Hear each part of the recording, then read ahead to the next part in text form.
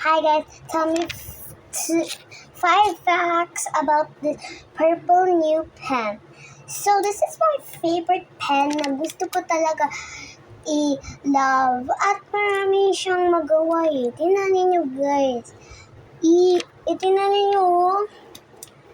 Madali lang siya magsulat. Hindi na siya mawalaan ng ink kasi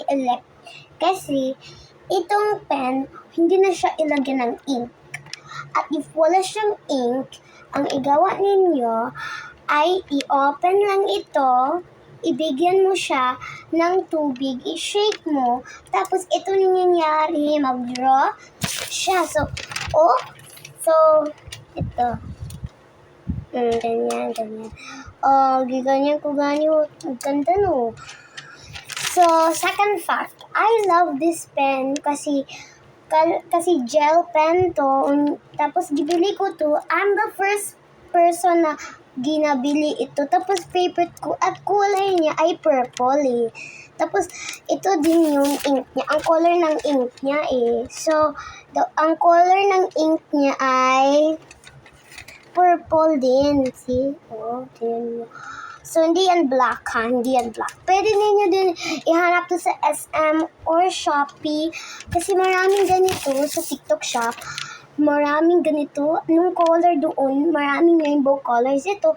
At may brand new colors din. And also, fact 3, I love this pen kasi tingnan ninyo din. May heart siya dito eh. At pwede din ninyo ito itanggal. And I will show you the writing dyan. Pwede din nyo ma-read or hindi kayo marunong mag-read. Matingnan lang ninyo ito. Gel pen, perfect for kids and for older people.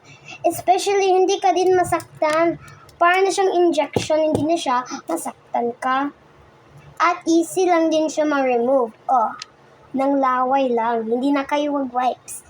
Sure guys, joke lang ako, hindi yan laway tanggal, dapat wipes, joke lang. So, madali lang siya ma-dirty, madali lang siya mahugaw guys. Hindi ko alam ano igaway kasi madali lang siya. Fact 4, itong pen kasi may mga hole yan siya, ganyan. Tapos, parang siyang stylus pen nice good if nag-move siya So, favorite ko talaga. Din ma-write din ninyo ang pangalan ninyo dyan. So, ang age ko din, 8 years old ako. So, gusto ko din, love ko to. I like you, pen. Last 5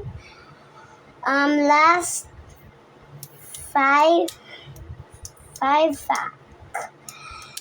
Last na to. Love ko talaga at 3 minutes, hindi ka na mag-worry ng ink.